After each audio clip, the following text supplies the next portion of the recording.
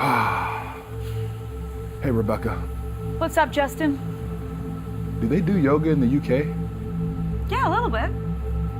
Do they substitute tea for Gatorade? Say what? Passion is essential to being an effective leader. And when I met today's guest, I was blown away by her passion. Welcome to Plank Session. I'm Justin Kershaw, and today I'm planking with the one and only Rebecca Louise. Let's go! Hey guys, what's up? It's Rebecca Louise, and I'm here with Justin to do a plank session. Oh yes, we're gonna feel amazing. And Justin, welcome to California. This is what sunshine looks like. Let's go! Rebecca Louise, let's go. Let's do this. Do it. Plank Session. So Rebecca, when I first met you, there were two things that blew me away. And the first thing was your cool British accent. So what I'm gonna do is I'm gonna do a British accent. Can you rate me on a scale from 1 to 10? Okay, let's give it a go. Right, so don't make fun of me. Okay. Hello, Rebecca. Would you like to go and get some tea? Let's give you about 6 out of 10. What? It's better than a 5. That's better than a 5. So the second thing that blew me away about you was your passion. Where does that come from? Have you always been that passionate? I think I've always been super passionate because I have a lot of grit and determination, and I'm excited to see results. And I just keep on going until I've seen the result. It's not like, hey, I'm gonna do this for 3 weeks, I'm gonna do this for 4 months. It's like, I'm gonna do this until. And I think when you start to see results because you're passionate, it just starts to fly, and I love it. Yeah, grit is written all over you. Oh, I it love is. it. Yeah, it's I love it. the cool part. Yeah, so I'm from Columbus, Ohio. I've always been fascinated with British culture, so I have a few things to ask you. So I hear a bunch of terms. England, Britain, the United Kingdom. I'm so confused. Give me like the rundown. What does it mean? I hear you too. I'm totally confused about it as well. I feel like I'm British, but I'm from the United Kingdom. You've got like Scotland, England, and Wales, and Northern Ireland, and then that makes up United Kingdom. Okay. So I'm English and British, okay, and all the things in between. But William Wallace from Scotland, right? Right, indeed. Yes. Good. Braveheart. Freedom! Yeah. So, Queen of England. England's been always this fascinating place for me because it's like this magical kingdom where they have kings and queens, and Prince Harry's so handsome. Yeah. Would you rather meet the Queen or David Beckham? Oh God, that is a tight one. You know what? I think I would probably like to meet David Beckham. Really? Yeah, I think he's just so relatable right now, and especially his like sporting and what he's done. Like, he's the man. He's hilarious too. But I mean, no diss to the Queen. She's incredible, but I'm gonna go with David Beckham. Have you ever seen the Queen strolling around anywhere in England? Yeah, she comes over for tea all the time. I thought so. Wow. we're like buddies. We're pretty close, you know. Figures. I see why. I see you light up when you talk about helping people, and you're all about legacy. Was that something you learned, or was that innate? Well, I think it's a combination of the two. Always growing up as a kid, like I wanted to help people, I wanted to be a role model, I wanted to give back to people, because that's really what fires my soul. Is giving back and seeing the impact that you have on other people. Absolutely. And the difference that you can have. So yeah, it's definitely something that's been embedded in me. And the more I've helped other people, the more I've got inspired to keep on going and just impacting more lives. And that's what fuels me. That's when great. Someone comes up to me, they're like, "Hey, you've really helped me. Like, you right there, buddy?" Yep, I'm good. That's amazing. So yeah, it's fueling the fire. Wow, that's awesome. So, you do a variety of different workouts. I see you're kind of yoga-esque. You do some HIIT training. You do some like Pilates. What's your favorite style of working out? Favorite style is just a classic at-home ab workout, like 10-minute abs, which I'm gonna take you through, by the way. Let's do it. And we're gonna, do it. yeah, I love it. Just ab workout, using a little bit of weights, not putting my body through too much stress. Yeah. Because it's all about being healthy. Fit and healthy are two different things. Right. You can be fit, but sometimes you're not healthy with Right. it. So, I'm all about good 10-minute ab workout. That's good. How's your abs feeling now? I'm feeling fine. Are That's you? good. I am hurting right now. Doing all right. Yep. We only got 1 minute left. Let's go. So, if you, I know you've traveled a lot. Yep. If you could go any place right now in the world, where would it be? Oh my goodness, yeah, I've been to 39 countries total. I've been to 21 countries in the last 2.5 years. One of my favorite places was Iceland, and then the Maldives as well. But if I could go anywhere right now, I'd go back to the UK and I'd see my mum and dad. That's awesome. That's wonderful. So, little known fact about you is that you're a pilot. A commercial pilot. Yep. What got you into that? So I'm living in London. I saw a plane land on the news because we had that volcano ash cloud in Iceland. Yeah. and something was going down in London. I wasn't enjoying where I was at. I wanted to make sure that I was really, changing my environment. So I saw a plane land. I said, you know what? F it, I'm gonna be a pilot. Came to America, got my commercial pilot's license, and here I am right now doing a plank with you. That's absolutely wonderful. So, Rebecca, I really appreciate this. We got about 3 more seconds. 5, 4, 3, 2, 1. Oh, that is not fake. That was serious. She's a beast. I saw the grit in your eyes. Whew. Yeah. That was good. So, Rebecca, one of the other things that really stood out to me was when you talk about your dad. And you talked about how you took your dad on a trip a while ago.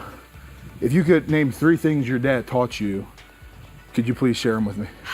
Things that my dad taught me was to be present.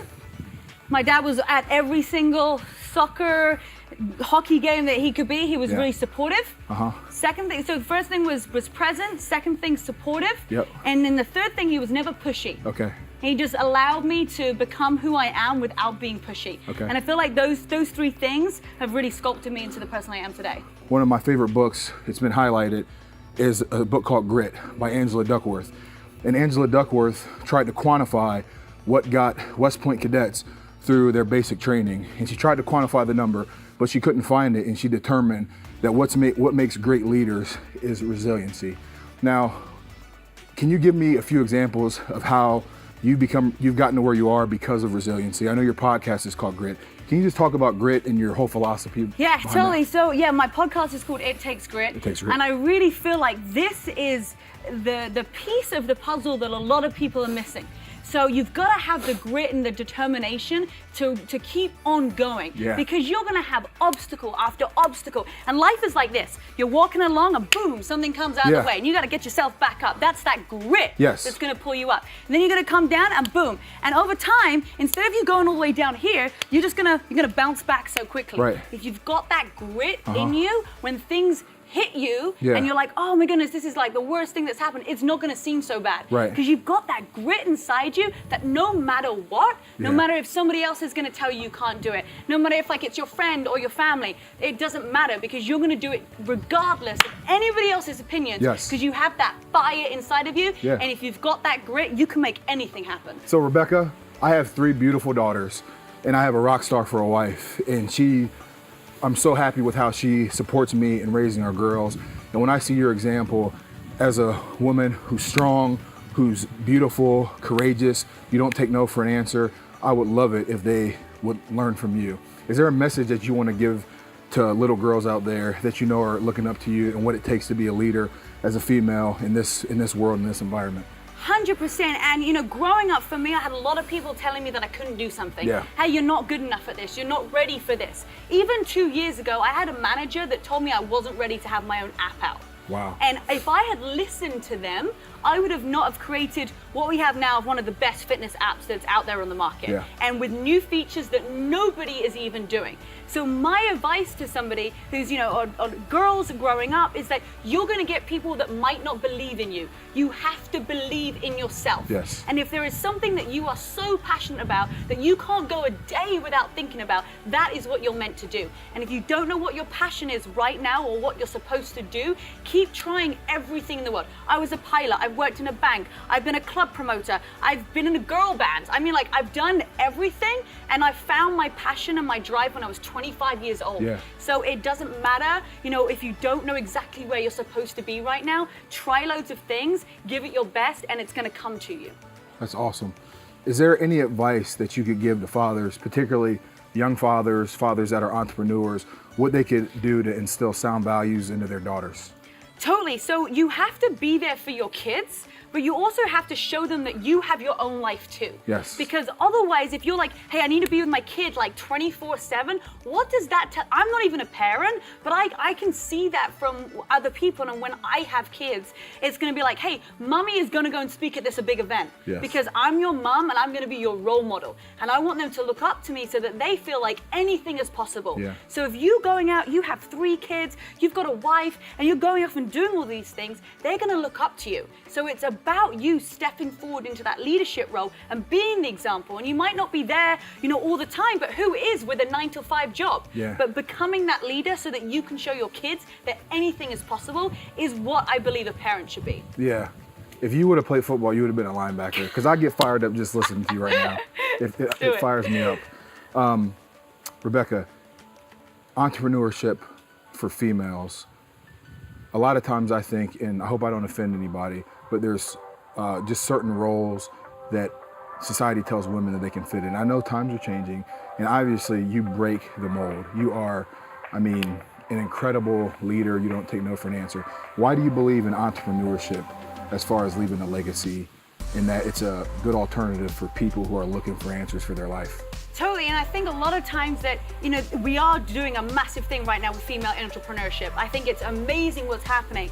And the changes that is going on is great. There's still that element when I'm working with females, they're like, hey, I've got to ask my boyfriend, I've got to ask my husband. I'm like, I never asked anyone I was with for anything. Yeah. I was like, hey buddy, this is what I'm doing. If you're in, great, we're gonna build this together. If you're not, no problem, I'm out. Yeah. And so we get to step into our greatness, especially if you have kids. As you're a mom, you're not just a mummy. You're not just a person that goes to a 9-to-5 job that is working for somebody else. If you are serious about creating a legacy, you've got to level up. Right. You've got to step into your greatness. You've got to level up, because you're going to impact more people's lives getting outside your comfort zone than you would do staying in where you're at right now. Right. Wow. So I know you speak a lot and you're a great communicator. Do you ever get nervous before you go on stage anymore? No. You don't? I don't get nervous when I'm going on stage, because it's all about the message. It's not me. I'm not the special person. I'm just the messenger. Yeah. So if somebody takes what I'm saying and they get inspired by it, that's what I'm excited for. So, speaking in front of large crowds, I don't care if it's one person, I don't care if it's 1,000 people. I know that I'm just here to share the message. Yeah. Some people are gonna get it, some people aren't gonna get it right now, but if they continue to listen to that message, eventually it's gonna start sinking in for them. So I don't get nervous, because I'm just the messenger. I'm just the messenger. Right. So I have 2 more questions for you. My experience with you, Rebecca, has been someone that you're extremely blessed and that you've worked really hard. And you don't take your blessings and your talent and your giftings and what you fought through for selfish greed. You've done it to help other people, and that's amazing to me. What do you believe spiritually? Because when I see somebody like you, I see this incredible leader. Could you talk about what you believe in, or if you feel like there's a certain direction or impact that your life is supposed to have? You know what, for me, and there are so many different beliefs out there, and I love it. That's great, and you should follow what you follow. I have no opinion on what anybody else does as a job, or what anybody else believes, and I can't believe when some people maybe question my job or question what other people do. I have never once told someone, hey, I don't believe in that. Or, hey, I don't think you could do that. I'll give you advice if you ask for it, but I've never made a passing comment to somebody. Which has happened to me, right? It's happened to all of us, right? We've had those passing comments. And I go, it just doesn't work with me. I've just never thought that way. If you think one thing and I think the other, that's no problem. Own it. Yeah. So me, spiritually, I believe that it's energy. It is, if you put out good energy, you get stuff back, and whatever you believe on the highest, whatever you want to believe, that's fine.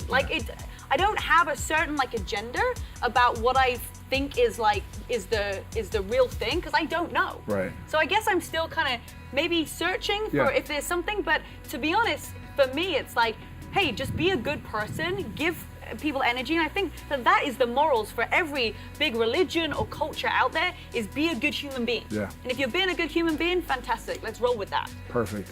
Well, I've really enjoyed this, Rebecca. My favorite cartoon that my kids watch is Peppa Pig. Are you familiar with it? I do know Peppa Pig. And I love it because it sounds like the A's on the end. They're like Peppa Pig.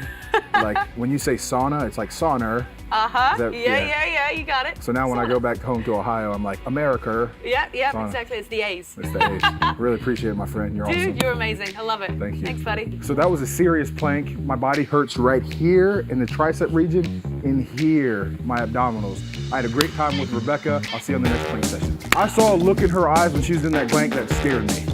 I was like, whoa, she's not going to go. Were you burning at all?